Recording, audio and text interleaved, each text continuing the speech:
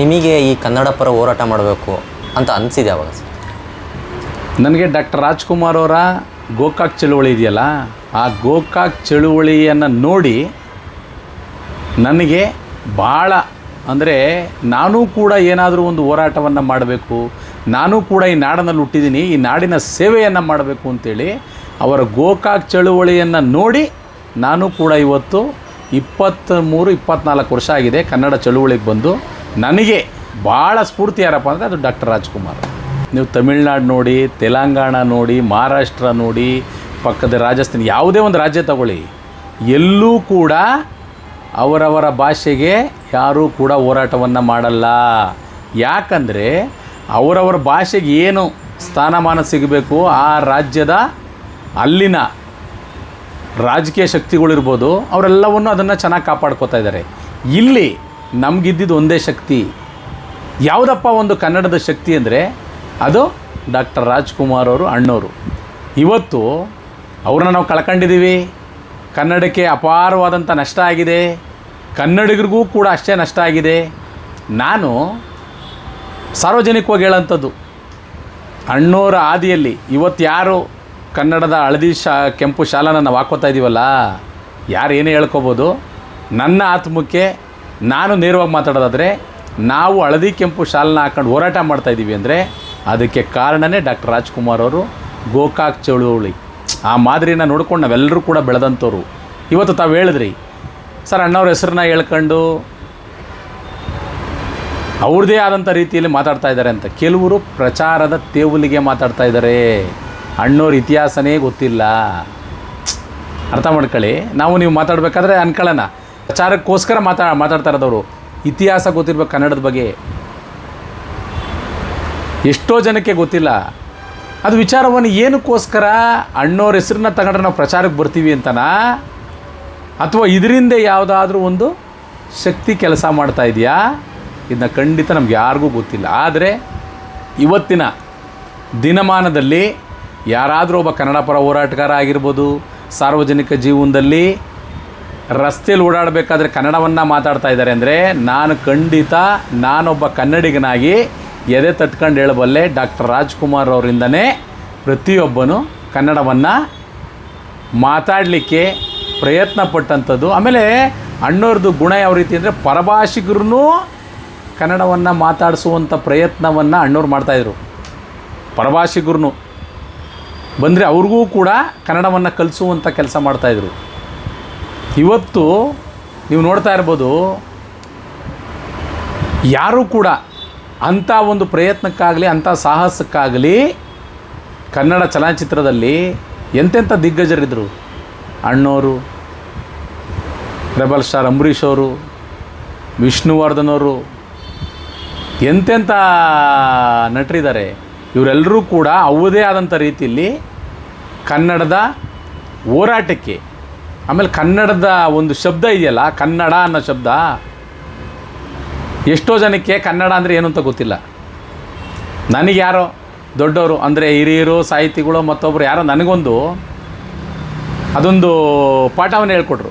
ಏನಂದರೆ, ದಯವಿಟ್ಟು ಯಾರ್ಯಾರು ಈ ವಾಹಿನಿ ಮುಖಾಂತರ ನೋಡ್ತಾ ಇದ್ದೀರಾ, ಕನ್ನಡ ಅಂದರೆ ಕರುಣೆಯೇ ನನ್ನ ಡಮರುಗ. ಇದನ್ನು ದಯವಿಟ್ಟು ತಾವೆಲ್ಲರೂ ಕೂಡ ಅರ್ಥ ಮಾಡ್ಕೊಳ್ಳಿ. ಕನ್ನಡ ಅಂದರೆ ಏನಪ್ಪ ಅಂದರೆ ಕರುಣೆಯೇ ನನ್ನ ಡಮರುಗ. ಅಂದರೆ ಯಾರಿಗಾದರೂ ನಾವು ಕರುಣೆಯನ್ನು ತೋರಿಸ್ತೀವಲ್ಲ, ನಮ್ಮ ಹೃದಯ ಬಡಿಯುತ್ತಂತೆ. ಡಮರುಗ, ನಮ್ಮ ಹೃದಯ ಅಂದರೆ ಡಮರುಗ, ಅದು ಶಬ್ದ ಮಾಡುತ್ತಂತೆ. ಹಾಗಾಗಿ ಕರುಣೆಯೇ ನನ್ನ ಡಮರುಗ ಅಂತ ಹೇಳಿ ನನಗೆ ಗೊತ್ತಿರೋದು. ಅಂದರೆ ನನಗೆ ಯಾರೋ ದೊಡ್ಡವರು ತಿಳುವಳಿಕೆ ಹೇಳಿರೋದು, ಕನ್ನಡ ಅಂದರೆ ಶಬ್ದ ಏನು. ಎಷ್ಟೋ ಜನ ಕನ್ನಡ ಪರ ಹೋರಾಟಗಾರರಿಗೂ ಇದು ಕೆಲವೊಂದು ವಿಚಾರಗಳು ಗೊತ್ತಿಲ್ಲ ಪಾಪ. ನಮಗೂ ಗೊತ್ತಿರಲಿಲ್ಲ, ನಾವು ಈ ಥರನ ತಿಳ್ಕೊಂಡು ನಾವು ಮತ್ತೊಬ್ಬರಿಗೆ ಮಾದರಿ ಆಗಬೇಕು ಕನ್ನಡದ ವಿಚಾರದಲ್ಲಿ, ಕನ್ನಡ ಅಂತ ಬಂದಾಗ. ಸರ್, ಕನ್ನಡನ ನಮ್ಮ ಬೆಂಗಳೂರಲ್ಲಿ ಎಷ್ಟು ಮುಚ್ಚೋಗ್ತಿದೆ ಸರ್ ಕನ್ನಡ ಅನ್ನೋದು? ಅಯ್ಯೋ, ನಿಮ್ಗೆ ಆ ವಿಚಾರ ಹೇಳಬೇಕು ಅಂದರೆ ಸುಮಾರು 16-17 ವರ್ಷದ ಹಿಂದೆ ನಮ್ಮ ಗುರುರಾಜ್ ಹೊಸಕೋಟೆಯವರು, ತಮಗೆಲ್ಲರಿಗೂ ಗೊತ್ತಿರಬೇಕು, ಒಂದು ಹಾಡು ಬರೆದಿರ್ತಾರೆ. ನಾನು ನಾರಾಯಣಗೌಡ್ರ ಜೊತೆಲೆಲ್ಲ ಹೋರಾಟ ಮಾಡಿದ್ದೀನಿ, ಅವ್ರ ಜೊತೆ ಅವ್ರ ಸಂಘಟನೆಯಲ್ಲಿದ್ದಾಗ ನಾನು ಅವ್ರ ಹಾಡುಗಳ್ನ ಕೇಳ್ತಿದ್ದೆ. ಎಷ್ಟು ಚೆನ್ನಾಗಿ ಹೇಳ್ತಾಯಿದ್ರು ಅವರು ಹಾಡು ಅಂದರೆ, ಏನು ಗತಿ ಬಂತು ನಿನಗೆ ಕನ್ನಡ ಮಾತಾ. ಎಷ್ಟು ಚೆನ್ನಾಗಿದೆ ನೋಡಿ. ಏನು ಗತಿ ಬಂತು ನಿನಗೆ ಕನ್ನಡ ಮಾತಾ, ನಿನ್ನ ರಾಜ್ಯದಲ್ಲೇ ನೀನು ಅನ್ಯರ ತುತ್ತ. ಎಷ್ಟು ಚೆನ್ನಾಗಿ ಹೇಳಿದ್ದಾರೆ. ಅಂದರೆ ನಿನ್ನ ರಾಜ್ಯದಲ್ಲೇ ನೀನು ಅನ್ಯರಿಗೆ ತುತ್ತಾಗ್ತಾ ಇದೆಯಾ. ಎಷ್ಟು ಚೆನ್ನಾಗಿ ಹೇಳಿದ್ದಾರೆ ನೋಡಿ. ಏನು ಗತಿ ಬಂತು ನಿನಗೆ ಕನ್ನಡ ಮಾತಾ, ನಿನ್ನ ರಾಜ್ಯದಲ್ಲೇ ನೀನು ಅನ್ಯರ ತುತ್ತ. ಆಮೇಲೆ ಮತ್ತೊಂದು ಹೇಳ್ತಾರೆ, ಬೆಳಗಾವಿಯ ನುಂಗಲೊರಟ ಮಹಾರಾಷ್ಟ್ರವು. ಅಂದರೆ ಬೆಳಗಾವಿನ ನುಂಗಕ್ಕೆ ಹೊರಟಿದೆ ಮಹಾರಾಷ್ಟ್ರ. ಅಂದರೆ ನಮ್ಮ ಭಾಷೆಯನ್ನು, ನಮ್ಮ ನೆಲವನ್ನು ದಯವಿಟ್ಟು ತಾವೆಲ್ಲರೂ ಕೂಡ ಇದನ್ನು ತಿಳ್ಕೋಬೇಕು. ಯಾಕೆಂದ್ರೆ ನನಗೆ ತಿಳಿದರಷ್ಟು ನಾನು ಹೇಳ್ತೀನಿ ಪಾಪ. ಯಾಕೆಂದರೆ ಅವರು ಹಾಡಿನ ಮುಖಾಂತರ ಹೇಳಿದ್ದಾರೆ, ನಾನು ಇದು ನನ್ನದೇ ಆದ ಶೈಲಿಯಲ್ಲಿ ನಾನು ಹೇಳ್ತಾ ಇದ್ದೀನಿ. ಬೆಳಗಾವಿಯ ನುಂಗಲೊರಟ ಮಹಾರಾಷ್ಟ್ರವು. ಮತ್ತೊಂದು ಹೇಳ್ತಾರೆ, ರಾಯಚೂರು ಬಳ್ಳಾರಿಗೆ ತೆಲುಗು ರಾಜ್ಯವು. ಅಂದರೆ ಈ ಕಡೆ ಇವ್ರು ನುಗ್ತಾವ್ರೆ, ಈ ಕಡೆ ಇವ್ರು ನುಗ್ತಾರೆ. ರಾಯಚೂರು ಬಳ್ಳಾರಿ ತೆಲುಗು ರಾಜ್ಯ ಆಗ್ತಾ ಇದೆ. ಸೊ ಅಂದರೆ ಇವಾಗ ಸರ್ ಈಗ ಹೆಂಗೆ ನಾವು ಬೇರೆ ಬೇರೆ ದೇಶದವರು ಸ್ವಲ್ಪನೇ ನಮ್ಮ ಇಂಡಿಯಾನ ಅಕ್ವೈರ್ ಮಾಡ್ಕೋತಾ ಇದ್ದಾರೆ. ಹೌದು. ಹಂಗೆ ಬೇರೆ ರಾಜ್ಯದವರು ನಮ್ಮ ರಾಜ್ಯನ ಸ್ವಲ್ಪನೇ ಅಕ್ವೈರ್ ಮಾಡ್ಕೋತಾರೆ ಅಂತ ಅನ್ಸುತ್ತೆ. ಹೌದು, 100% ಸತ್ಯ. ನೀವು ಕೇಳಿದ್ದು 100% ಸತ್ಯ. ಅದಾದಮೇಲೆ ಇನ್ನೊಂದೆರಡು ಸಾಲು ಬರೀತಾರೆ. ನಮ್ಮ ಜಂಗುಮ ಕವಿ ನಮ್ಮ ಗುರುರಾಜ್ ಹೊಸಕೋಟೆ ಅವರು ತಮ್ಗೆ ಹೇಳ್ದಾಗೆ ಇನ್ನೊಂದು ಸಾಲು ಬರೀತಾರೆ. ಎಷ್ಟು ಚೆನ್ನಾಗಿ ಬರೀತಾರೆ ಅಂದರೆ, ಬೆಳಗಾವಿದಾಯಿತು, ಮತ್ತು ನಮ್ಮ ರಾಯಚೂರ್ದಾಯಿತು. ಅದಾದ ನಂತರ ಇನ್ನೊಂದು ಬರೀತಾರೆ, ಕಾಸರಗೂಡಿಗೇಕೆ ಕಾಲಿಟ್ಟ ಹೇರಳವು. ಅಂದರೆ ಕಾಸರಗೂಡನ್ನ ಆವರಿಸ್ಕೋತಾ ಇದ್ದಾರೆ ಕೇರಳದವರು. ನಮ್ಮ ಮೊನ್ನೆಲ್ಲ ನೋಡಿದೋ ಮಾಧ್ಯಮದಲ್ಲಿ, ಶಾಲೆಯಲ್ಲಿ ಯಾವ ಮಟ್ಟಕ್ಕೆ ಕನ್ನಡದ ಶಾಲೆಗಳನ್ನ ಮುಚ್ತಾ ಇದ್ದಾರೆ. ನಮ್ಮ ಸನ್ಮಾನ್ಯ ಸಿದ್ದರಾಮಯ್ಯನವ್ರು ಹೇಳಿದ್ರು, ಕನ್ನಡದ ಶಾಲೆ ನಾನಿರೋ ತನಕ. ನನಗೆ ಭಾಳ ಖುಷಿ ಬಿದ್ದೆ, ಕನ್ನಡ ರಾಮಯ್ಯ ಅಂತ ನಾನು ಯಾವಾಗಲೂ ಅವ್ರನ್ನ ಕರಿತೀನಿ. ಸಿದ್ದರಾಮಯ್ಯನವ್ರನ್ನ ಕನ್ನಡ ರಾಮಯ್ಯ ಅಂತೀನಿ. ಯಾತಕ್ಕೆ ಅಂದರೆ ಕನ್ನಡದ ಬಗ್ಗೆ ಅಪಾರವಾದ ಪ್ರೀತಿ ಗೌರವ ತೋರಿಸ್ತಾರೆ. ಯಾಕೋ ಅಧಿಕಾರಕ್ಕೆ ಕೂತ ಮೇಲೆ ಸ್ವಲ್ಪ ಕನ್ನಡದ ವಿಚಾರದಲ್ಲಿ ಅಳ್ಳಾಡ್ತಾವ್ರ ಅಂತ ಸಿದ್ದರಾಮಯ್ಯನವರು. ದಯವಿಟ್ಟು ಅದಾಗೋದು ಬೇಡ. ಯಾಕಂದರೆ ಈ ಥರ ವಿಚಾರದಲ್ಲಿ ಕನ್ನಡದ ರಾಮಯ್ಯನವರೇ, ಸಿದ್ದರಾಮಯ್ಯನವ್ರು ನೀವು ನಿಂತ್ಕೋಬೇಕು. ನಿಮ್ಮ ಮೇಲೆ ಅಪಾರವಾದ ಗೌರವ ಇದೆ. ಎಲ್ಲರೂ ಒಂದು ಕಡೆ ಮಹಾರಾಷ್ಟ್ರ ನುಗ್ಗಿದ್ರೆ, ಇನ್ನೊಂದು ಕಡೆ ಆಂಧ್ರದವ್ರು ನುಗ್ಗಿದ್ರೆ, ಇನ್ನೊಂದು ಕಡೆ ಕೇರಳದವ್ರು ನುಗ್ಗಿದ್ರೆ ನಾವೆಲ್ಲೂ ಹೋಗಬೇಕು. ಆಮೇಲೆ ಇನ್ನೊಂದು ಚೆನ್ನಾಗಿ ಬರೆದಿದ್ದಾರೆ ನೋಡಿ, ನಾನು ಅದನ್ನೇ ಹೇಳ್ತಾ ಇದ್ದು. ಈ ಕಾಸರಗೂಡನ್ನ ಕೇರಳ ತಿಂತಾ ಇದೆ, ಇನ್ನೆಲ್ಲಿದೆ ನಮ್ಮ ನಾಡು ಅಂತ. ನಮ್ಮ ನಾಡು, ನಮ್ಮ ನೆಲೆ ಎಲ್ಲಿದೆ ಕನ್ನಡದವ್ರಿಗೆ? ಸರಿ, ಈಗ ನಾನು ಏನು ಹೇಳ್ತೀನಿ ಅಂದರೆ, ಈ ಕನ್ನಡ ಉಳಿಸಿ ಕನ್ನಡ ಬೆಳೆಸಿ ಅಂತ ಒಂದು ಸ್ಲೋಗನ್ ಇದೆ. ಅದು ಎಷ್ಟು ಜನ ಅದನ್ನು ಅಳವಡಿಸ್ಕೊಂಡಿದ್ದಾರೆ ನಮ್ಮ ಬೆಂಗಳೂರಲ್ಲಿ? ಭಾಳ ಅದ್ಭುತವಾದಂಥ ಪ್ರಶ್ನೆ ಇದು. ಏನಾದರೂ ಇವತ್ತು ಕನ್ನಡ ಉಳ್ಕೊಂಡಿದ್ರೆ, ಕನ್ನಡ ಬೆಳೀತಾ ಇದ್ದರೆ, ಕನ್ನಡವನ್ನು ಬಳಸ್ತಾ ಇದ್ದರೆ ನಮ್ಮ ಹಳ್ಳಿಗಾಡಿನ ಜನ, ನಾನು ನಿಜವಾಗ್ಲೂ ನಿಮ್ಮ ವಾಹಿನಿ ಮುಖಾಂತರ ಅವ್ರಿಗೆಲ್ರಿಗೂ ಕೂಡ ನಾನು ಅವ್ರ ಪಾದಗಳಿಗೆ ನಮಸ್ಕಾರ ಮಾಡ್ತೀನಿ. ಯಾಕೆ ಗೊತ್ತಾ, ಎಷ್ಟು ಚೆನ್ನಾಗಿ ಹಳ್ಳಿ ಭಾಷೆನ ಎಷ್ಟು ಚೆನ್ನಾಗಿ ಆಡ ಭಾಷೆ ರೀತಿಯಲ್ಲಿ ಅವ್ರು ಮಾತಾಡ್ತಾರೆ ಅಂದರೆ ನನಗಂತೂ ಭಾಳ ಖುಷಿ. ಇವತ್ತು ಕನ್ನಡ ಉಳಿದಿದೆ, ಕನ್ನಡ ಬೆಳೆದಿದೆ, ಕನ್ನಡ ಬಳಸ್ತಾ ಇದ್ದಾರೆ ಅಂದರೆ ಅದು ಹಳ್ಳಿಗಳಲ್ಲಿ. ಈ ಬೆಂಗಳೂರಲ್ಲಿ ಹೇಳಿದ್ರಿ ನಮ್ಮ IT-BT ಕಂಪ್ನಿ ಖಂಡಿತ. ಮತ್ತೊಂದು ಸಾಲು ಹೇಳಿದ್ದಾರೆ ನಮಗೆ, ಅದು ಆ ಸಾಲು ಇವಾಗ ಜ್ಞಾಪಕಕ್ಕೆ ಬರ್ತಾಯಿದೆ. ಕನ್ನಡದ ರಾಜಧಾನಿ ಬೆಂಗಳೂರು. ಎಷ್ಟು ಚೆನ್ನಾಗಿ ಹೇಳಿದ್ದಾರೆ ನೋಡಿ. ಕನ್ನಡದ ರಾಜಧಾನಿ ಬೆಂಗಳೂರು, ಬಗೆದು ನೋಡು ಎಲ್ಲಿಹರು ಕನ್ನಡದವರು. ಅಂದರೆ ತೆಗೆದು ನೋಡಿ, ಅಂದರೆ ಬಗೆದು ನೋಡಿ ಅಂದರೆ ಏನು ನಿಮ್ಮ ಹೃದಯ ಬಗೆಯೋದಲ್ಲ, ನಮ್ಮ ಕಣ್ಣನ್ನು ತೆರೆದು ನೋಡಬೇಕು. ನಮ್ಮ ಕನ್ನಡದವರೆಲ್ಲಪ್ಪ ಎಲ್ಲರೂ ಕೂಡ ಇಡೀ ಬೆಂಗಳೂರು ನಗರದಲ್ಲಿ KR ಪುರಂ ಇರ್ಬೋದು, ಮಾರತ್ತಹಳ್ಳಿ ಇರ್ಬೋದು, ಏರ್ಪೋರ್ಟ್ ರಸ್ತೆ ಇರ್ಬೋದು, ವೈಟ್ ಫೀಲ್ಡ್ ಇರ್ಬೋದು, ಕೋರಮಂಗಲ ಇರ್ಬೋದು, ಬಾಣಸ್ವಾಡಿ ಇರ್ಬೋದು, ಈ ರೀತಿ ಹೇಳ್ಕೊಂಡು ಹೋಗ್ತಾ ಇದ್ದರೆ ಭಾಳ ದೊಡ್ಡ ಮಟ್ಟದ ಹೆಸರುಗಳಿದ್ದಾವೆ. ಆ ನಗರಗಳಿಗೆ ಎಲ್ಲೂ ಕೂಡ ಕನ್ನಡಿಗರು ವಾಸ ಮಾಡುವಂಥ ಪರಿಸ್ಥಿತಿಲೇ ಇಲ್ಲ. ಅದಕ್ಕೆ ನಾನು ಗುರುರಾಜ್ ಹೊಸಕೋಟೆ ಅವ್ರು ಬರೆದಿರೋ ಹಾಡು ಇವತ್ತಿಗೆ ಸಿಂಕ್ ಆಗ್ತಾಯಿದೆ ಬೆಂಗಳೂರಿಗೆ. ಎಷ್ಟು ಚೆನ್ನಾಗಿ ಬರ್ತಾರೆ, ಆಲೋಚನೆ ಇಟ್ಕೊಂಡು ಬರೆದಂಥ ಪುಣ್ಯಾತ್ಮ. ಇವತ್ತು ಕನ್ನಡದವ್ರನ್ನೇ ನಾವು ಬಗೆದು ನೋಡಬೇಕಾಗಿದೆ ಪರಿಸ್ಥಿತಿ. ಆಮೇಲೆ ವಿಶೇಷವಾಗಿ 500 ವರ್ಷಗಳ ಹಿಂದೆ ನಾಡಪ್ರಭು ಕೆಂಪೇಗೌಡರು ಕಟ್ಟಿದಂಥ ಬೆಂಗಳೂರಿದು. ಯಾಕೆ ಕಟ್ಟಿದ್ರು ಕೆಂಪೇಗೌಡರು ಅಂದರೆ, ನಮ್ಮ ಕನ್ನಡಿಗರು ಬಾಳಿ ಬದುಕಲಿ, ಅವರವರ ಕುಲ ಕಸುಬಿಗೆ ತಕ್ಕಂತೆ ಬದುಕಲಿ ಅಂತೇಳಿ ಕೆಂಪೇಗೌಡರು ನೂರಾರು ಕೆರೆಗಳನ್ನ ಕಟ್ಟಿದ್ರು. ಕನ್ನಡಿಗರು ಬದುಕಲಿ ಅಂತ ಸಾವಿರಾರು ದೇವಸ್ಥಾನಗಳನ್ನ ಜೀರ್ಣೋದ್ಧಾರ ಮಾಡಿದಂಥ ಪುಣ್ಯಾತ್ಮ. ಇವತ್ತು ಅವ್ರು ಕಟ್ಟಿದ ಕನಸೆಲ್ಲ ಏನಾಯಿತು? ಈ ಕಡೆ ಆಂಧ್ರದವರು ಬರ್ತಾರೆ, ಈ ಕಡೆ ರಾಜಸ್ಥಾನದಿಂದ ಬರ್ತಾರೆ, ಈ ಕಡೆ ಗುಜರಾತಿಗಳು ಬರ್ತಾರೆ, ಈ ಕಡೆ ತಮಿಳ್ನಾಡಿಂದ ಬರ್ತಾರೆ. ಇವರೆಲ್ಲರೂ ಸೇರಿ ಒಟ್ಟಾಗಿ ಕನ್ನಡಿಗರ ಮೇಲೆ ಸವಾರಿ ಮಾಡಲಿಕ್ಕೆ ಹೊರಟಿದ್ದಾರೆ. ದಿನನಿತ್ಯ ನಾನು ಸಾಮಾಜಿಕ ಜಾಲತಾಣದಲ್ಲಿ ನೋಡ್ತಾ ಏನಪ್ಪ ಇತ್ತೀಚಿನ ದಿನಗಳಲ್ಲಿ ಇದೆಲ್ಲದಕ್ಕೂ ನನಗೆ ಅನ್ನಿಸ್ತಾ ಇದೆ, ಆ ಒಂದು ಶಕ್ತಿನ ನಾವು ಕಳ್ಕೊಂಬಿಟ್ವಲ್ಲ. ಡಾಕ್ಟರ್ ರಾಜ್ ಅನ್ನೋ ಒಂದು ಶಕ್ತಿ ಕಳ್ಕೊಂಬಿಟ್ವಲ್ಲ.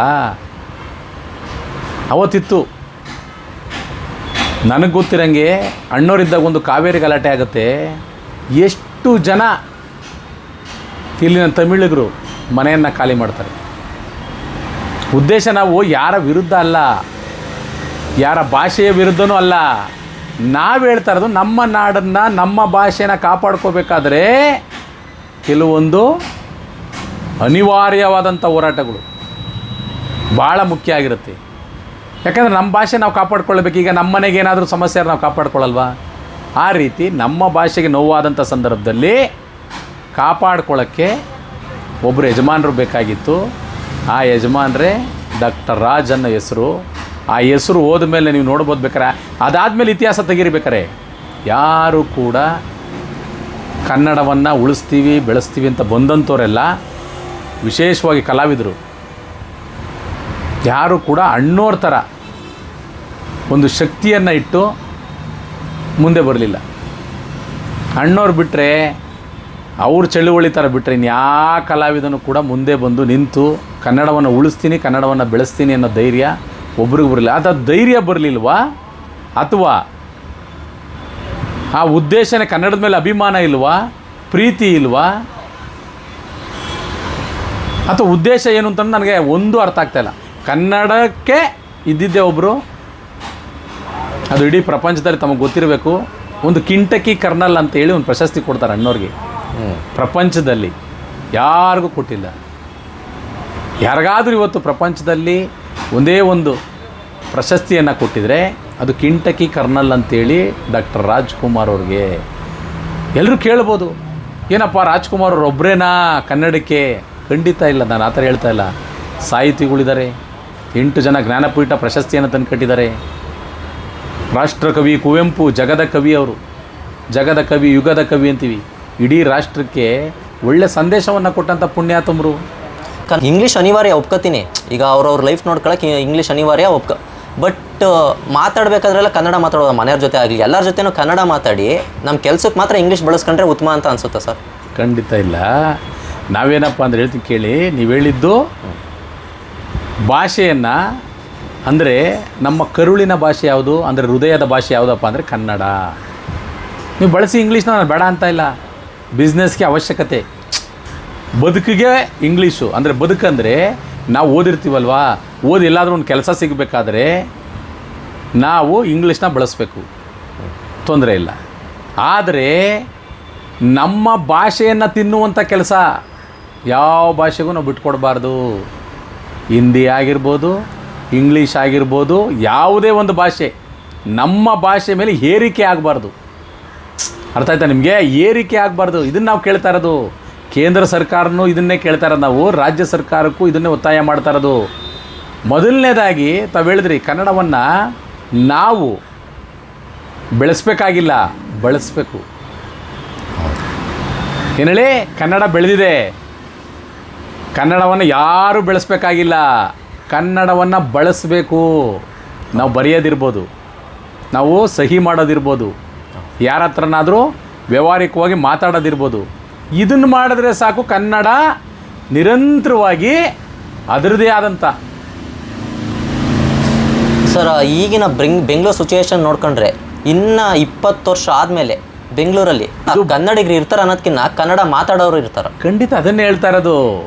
ಏನಾದರೂ ಇವತ್ತಿನ ಯುವ ಪೀಳಿಗೆ, ನಾನು ಭಾಳ ಮುಖ್ಯವಾಗಿ ನಿಮ್ಮ ಮಾಧ್ಯಮದ ಮುಖಾಂತರ ಕೈ ಮುಗಿದು ವಿನಂತಿಯನ್ನು ಮಾಡ್ತೇನೆ. ಯುವ ಪೀಳಿಗೆಯಲ್ಲಿ ಯಾರೂ ಕೂಡ ಮತ್ತೊಂದು ಭಾಷೆಗೆ ಮಾರಿ ಹೋಗುವಂಥ ಕೆಲಸ ಮಾಡಬೇಡಿ. ನೋಡಿ ಎಷ್ಟು ಚೆನ್ನಾಗಿ ಕೇಳಿದ್ರು ಅವರು. ಇನ್ನೊಂದು 20 ವರ್ಷ ಹೋದರೆ ಇತಿಹಾಸದಲ್ಲಿ ಉಳ್ಕೊಂಡ್ಬಿಡ್ತಾರೆ. ಒಂದಾನೊಂದು ಕಾಲದಲ್ಲಿ ಕನ್ನಡಿಗರು ಇದ್ರಂತೆ, ಈಗ ಅವ್ರು ಇಲ್ವಂತೆ. ಇದು ಆಗೋದು ಬೇಡ. ನಾನು ಪ್ರತಿಯೊಂದು ಹೋರಾಟದಲ್ಲೂ ಕೂಡ ಈ ಭಾಷೆನ ಉಪಯೋಗಿಸ್ತಾ ಇರ್ತೀನಿ. ಕನ್ನಡಿಗರು ಇತಿಹಾಸದಲ್ಲಿ ಉಳ್ಕೋಬಾರ್ದು, ಇತಿಹಾಸ ಆಗಬೇಕು. ಏನು ಹೇಳಿ, ಇತಿಹಾಸ ಆಗಬೇಕೇ ಹೊರತು ನಾವು ಇತಿಹಾಸದಲ್ಲಿ ಉಳ್ಕೊಳ್ಳುವಂಥ ಕೆಲಸ ಬೇಡ. ಯಾಕಂದರೆ ಇದು ನಮ್ಮ ಕರ್ನಾಟಕ. ಎದೆ ತಟ್ಕೊಂಡು ಹೇಳಬೇಕು, ಕರ್ನಾಟಕದಲ್ಲಿ ಕನ್ನಡಿಗನೇ ಸಾರ್ವಭೌಮ. ಆಮೇಲೆ ಪ್ರತಿಯೊಬ್ಬ ಪ್ರಜೆ, ಪ್ರತಿಯೊಬ್ಬ ಕನ್ನಡಿಗ ಮತ್ತೊಬ್ಬನ ಯಾವ ರೀತಿ ಪ್ರಶ್ನೆ ಮಾಡಬೇಕು ಅಂದರೆ, ಹೇಳಿ ಒಳ್ಳೆತನದಲ್ಲೂ ಹೇಳಿ ಕನ್ನಡ ಮಾತಾಡಿ ಅಂತ. ಮಾತಾಡಲಿಲ್ವಾ, ಅವ್ರಿಗೊಂದು ಭಾಷೆ ಸ್ಲೋಗನ್ ಉಪಯೋಗಿಸ್ಕೋಬೇಕು. ಗಾಂಚಲಿ ಬಿಡಿ ಕನ್ನಡ ಮಾತಾಡಿ, ಅದನ್ನು ಹೇಳಬೇಕು. ಗಾಂಚಲಿ ಬಿಡಿ ಕನ್ನಡ ಮಾತಾಡಿ. ಯಾಕಂದರೆ ನೀವು ಅವ್ರ ರಾಜ್ಯಕ್ಕೆ ಹೋದಾಗ ನೋಡಿ, ಇಲ್ಲಿನ ಕನ್ನಡಿಗರು ತಮಿಳ್ನಾಡಲ್ಲಿ ಬದುಕ್ತಾ ಇದ್ದಾರೆ. ನಾನೇ ನೋಡಿದ್ದೀನಿ. ನಾನು ಕೂಡ ತಮಿಳ್ನಾಡು ಎಷ್ಟೋ ಸಲ ಪ್ರವಾಸ ಹೋಗಿದ್ದೀನಿ. ಆವಾಗ ನಾನು ನೋಡಿದ್ದೀನಿ, ಇಲ್ಲಿನ ಕನ್ನಡಿಗರು ತಮಿಳಿಗರಿಗಿಂತ ಚೆನ್ನಾಗಿ ತಮಿಳನ್ನು ಮಾತಾಡ್ತಾ ಇದ್ದಾರೆ ತಮಿಳ್ನಾಡಲ್ಲಿ. ನೋಡಿ ನಮ್ಮ ಕನ್ನಡಿಗರು ಎಷ್ಟು ವಿಶಾಲ ಹೃದಯದವರು ಅಂದರೆ, ಇಲ್ಲಿನ ಕನ್ನಡಿಗರು ಆಂಧ್ರದಲ್ಲೋಗಿ ಅವ್ರಿಗಿಂತ ಅದ್ಭುತವಾಗಿ ತೆಲುಗನ್ನು ಮಾತಾಡ್ತಾ ಇದ್ದಾರೆ. ಇಲ್ಲಿನ ಕನ್ನಡಿಗರು ಮಹಾರಾಷ್ಟ್ರಕ್ಕೆ ಹೋಗಿ ಅವ್ರಿಗಿಂತ ಅದ್ಭುತವಾಗಿ ಮರಾಠಿಲಿ ಮಾತಾಡ್ತಾ ಇದ್ದಾರೆ. ನೀವೆಲ್ಲರೂ ಗೊತ್ತಿರಲ್ಲಪ್ಪ. ಹೌದು, ಮರಾಠಿಗರು, ತೆಲುಗರು, ತಮಿಳಿಗರು, ಹಿಂದಿಯವರು, ಉರ್ದು, ಯಾರೇ ಇರಲಿ, ನಿಮ್ಮೆಲ್ರಿಗೂ ಏನಪ್ಪ ದೊಡ್ಡ ರೋಗ ಬಂದಿರೋದು? ಮಾತಾಡಿ ಕನ್ನಡದ ವಿಚಾರದಲ್ಲಿ. ಹೌದಪ್ಪ, ಈ ನಾಡು ನಮಗೆ ಕೊಡ್ತಾ ಇದೆ, ಈ ನಾಡು ಎಲ್ಲವನ್ನೂ ಕೊಟ್ಟಿದೆ ನಿಮ್ಗೆ ಸೌಕರ್ಯ. ಏನು ಕೊಡ್ಬೇಕು ಹೇಳಿ? ವ್ಯವಹಾರ ಇಲ್ಲಿ ಮಾಡಿದ್ದೀರಾ, ಹಣ ಇಲ್ಲಿ ಮಾಡ್ತೀರಾ, ವ್ಯಾಪಾರ ಮಾಡ್ತೀರಾ, ಮತ್ತು ಇಲ್ಲಿ ಸೈಟ್ ತೆಗಿತೀರಾ, ಮನೆ ಕಟ್ತೀರಾ, ಅದೇ ಮನೆನ ಕನ್ನಡದವ್ರಿಗೆ ಬಾಡಿಗೆ ಕೊಡ್ತೀರಾ, ಮತ್ತು ಅದೇ ಬಾಡಿಗೆನ ಕನ್ನಡದವ್ರ ಹತ್ರ ಈಸ್ಕೋತೀರಾ. ಇಷ್ಟೆಲ್ಲ ನೀವು ಮಾಡಿದಾಗ ನಾವು ಇನ್ನೂ ನಿಮ್ಮನ್ನು ಸಹಿಸ್ಕೊಂಡು ಕೂತ್ಕೋಬೇಕಾ? ಇದು ಯುವ ಪೀಳಿಗೆ ಅರ್ಥ ಮಾಡ್ಕೋಬೇಕು. ಕನ್ನಡಿಗರು ಇತಿಹಾಸವನ್ನು ಬರೆಯುವಂಥದ್ದಾಗಬೇಕು. ಯಾಕಂದರೆ ಅವತ್ತಿನ ಸತ್ಯ ಇದು. ಯಾರು ಏನೇ ಹೇಳ್ಕೊಬೋದು. ಯಾರು ಇವಾಗ ಹೇಳ್ತಾರಲ್ಲ ಪ್ರಚಾರದ ತೇವಲಿಗೆ, ಅವ್ರ ತೇವಲುಗಳಿಗೆ ಅಣ್ಣವ್ರ ಹೆಸರನ್ನ ಬಳಸ್ಕೋಬೋದು. ಇದನ್ನು ನಾವ್ಯಾರು ಕೂಡ ಸಹಿಸಲ್ಲ. ಆದರೆ ಅವ್ರು ಕೆಳಮಟ್ಟದಲ್ಲಿ ಇಳಿದು ಮಾತಾಡ್ತಾವ್ರೆ ಅಂದರೆ, ಅಣ್ಣವ್ರು ಹೆಂಗೆ ಗೊತ್ತೇನ್ರಿ, ಒಂಥರ ಬಂಗಾರ ಇದ್ದಂಗೆ. ನೀವೆಷ್ಟು ಉಜ್ಜುತ್ತೀರಾ ಅಷ್ಟು ಪಳ ಅಂತ ಹೊಳಿತಾರೆ ಅಣ್ಣವರು. ಇವ್ಯಾವ್ಯಾವ ಮಾತಾಡ್ತಾವೆ, ಕಬ್ಬಣ, ಇತ್ತಾಳೆ, ಪತ್ತಾಳೆ ಅವೆಲ್ಲ ಮಾತಾಡ್ತಾವೆ. ಅವಕ್ಕೆಲ್ಲ ತಲೆ ಕೆಡಿಸ್ಕೊಳಕ್ಕಾಗಲ್ಲ. ಹಂಗಂತ ಹೇಳಿ ನಾವು ಬಂಗಾರದ ಲೆವೆಲ್ಗೆ ಅವ್ರನ್ನ ಹೋಲ್ಸೋಕ್ಕೂ ಆಗಲ್ಲ. ನೀವು ಮಾತಾಡ್ಕೊಳ್ಳಿ ಅಂತ ನನಗೂ ಸುಮಾರು ಜನ ಕೇಳಿದ್ರು, ಸರ್ ಯಾಕೆ ನೀವು ಅಹಿಂಸಾ ಚೇತನ್ನವ್ರ ಬಗ್ಗೆ ಪ್ರತಿಕ್ರಿಯೆ ಕೊಡ್ತಾ ಇಲ್ಲ ಅಂತ. ನಾನು ಹೇಳಿದೆ, ಅಣ್ಣವ್ರ ಬಗ್ಗೆ, ಅಣ್ಣವ್ರ ಇತಿಹಾಸವನ್ನು ಗೊತ್ತಿರೋರು ಯಾರೂ ಮಾತಾಡಲ್ಲ. ಅಣ್ಣವ್ರ ಕೊನೆಗಾಲದಲ್ಲಿ ಯಾರತನ ಒಬ್ಬರ ಹತ್ರ ಚರ್ಚೆ ಮಾಡೋವಾಗ ಹೇಳ್ತಾರೆ, ನಿಮಗೆ ಗೊತ್ತಿರ್ಬೋದೋ ಏನೋ ಗೊತ್ತಿಲ್ಲ, ನನಗೆ ಮಾಧ್ಯಮದ ಮುಖಾಂತರ ಹೇಳ್ತಾ ಇದ್ದೀನಿ, ಹೇಳಿ. 100 ರೂಪಾಯಿ ನೋಟು ಕೂಡ ನೋಡಿಲ್ಲ ಅವರು. ನಿಮ್ಗೆ ಗೊತ್ತಾ? ಅಷ್ಟು ಸಮಾಧಾನದ ರೀತಿಯಲ್ಲಿ, ಅಷ್ಟು ಜೀವನವನ್ನು ಆ ರೀತಿ ಅಳವಡಿಸ್ಕೊಂಡು ಬಾಳಿ ಬದುಕಿದಂಥ ಪುಣ್ಯಾತ್ಮ ಡಾಕ್ಟರ್ ರಾಜ್ಕುಮಾರ್. ಹೌದು. ಆಮೇಲೆ ಯಾರೋ ಒಬ್ಬರು ಹಿಂಗೆ ಬರ್ತಾರಂತೆ, ಕಳ್ಳೆಕಾಯಿ ತಿಂತಾ ಇರ್ತಾರಂತ ಅವ್ರ ಮನೇಲಿ ಕೂತ್ಕೊಂಡು ಚೇರ್ ಮೇಲೆ. ಇವನೊಬ್ಬ ಬರ್ತಾನೆ ಅಂದರೆ ಒಬ್ಬರನ್ನ ಬಿಟ್ಟಿರ್ತಾರೆ, ಮಾತಾಡ್ತಾ ಇರ್ತಾರೆ. ಎಷ್ಟು ಚೆನ್ನಾಗಿ ಅಂದರೆ, ಅವನು ಇನ್ನೊಬ್ಬರ ಬಗ್ಗೆ ಮಾಮೂಲಿ ಗೊತ್ತಲ್ಲ, ಅದು ನಮ್ಮ ಹಳ್ಳಿ ಭಾಷೆಯಲ್ಲಿ ಹೇಳ್ತಾರೆ. ಅವನ ಮೇಲೆ ಹಾಕ್ಕೊಡಕ್ಕೆ ಬಂದವನೇ, ಅವನ ಮೇಲೆ ಹಾಲು ಕಡಾಯಿಸಕ್ಕೆ ಬಂದವನೇ, ಅವನ ಮೇಲೆ ಚಾಡಿ ಹೇಳಕ್ಕೆ ಬಂದವನೇ ಅಂತ ಈ ಥರ ಹಳ್ಳಿ ಭಾಷೆಯಲ್ಲಿ ಹೇಳ್ತಾರೆ. ಅಣ್ಣವ್ರಿಗೆ ಅವ್ನು ಹೇಳ್ತಾ ಅವನಂತೆ, ಅಣ್ಣ ಅವ್ನು ಆ ಥರ, ಅವನಿದ್ದಾರೆ. ಎಷ್ಟು ಚೆನ್ನಾಗಿ ಅವರು ಕಳ್ಳೆ ಬೀಜನ ಹಿಂಗೆ ಬಿಡಿಸ್ಕೊಂಡು ಹಿಂಗೆ ತಿನ್ಕೊಂಡು, ಇಷ್ಟೇ. ಅವರು ಪ್ರತಿಕ್ರಿಯೆನೇ ಕೊಟ್ಟಿಲ್ಲಂತೆ. ಅಂದರೆ ಅವನ ಮಾತು ಅರ್ಥ ಮಾಡ್ಕೊಳ್ಳಿ ಎಷ್ಟು ಚೆನ್ನಾಗಿದೆ. ಇಲ್ಲಿ ಕೇಳಿಸ್ತಾವ್ರೆ, ಇಲ್ಲಿ ಬಿಡ್ತಾವ್ರೆ.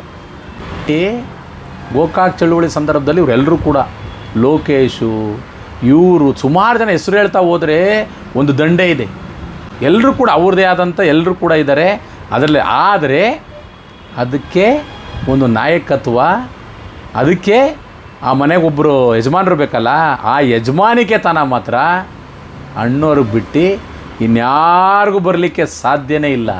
ಅದಕ್ಕೆ ನಾನು ನಿಮ್ಗೆ ಹೇಳಿದ್ದು, ಪ್ರಪಂಚದ ಇತಿಹಾಸದಲ್ಲಿ ಯಾರಿಗಾದರೂ ಕಿಂಟಕಿ ಕರ್ನಲ್ ಅಂತ ಒಂದು ಪ್ರಶಸ್ತಿ ಕೊಟ್ಟಿದ್ರೆ ಅದು ಡಾಕ್ಟರ್ ರಾಜ್ಕುಮಾರ್ಗೆ ಮಾತ್ರ.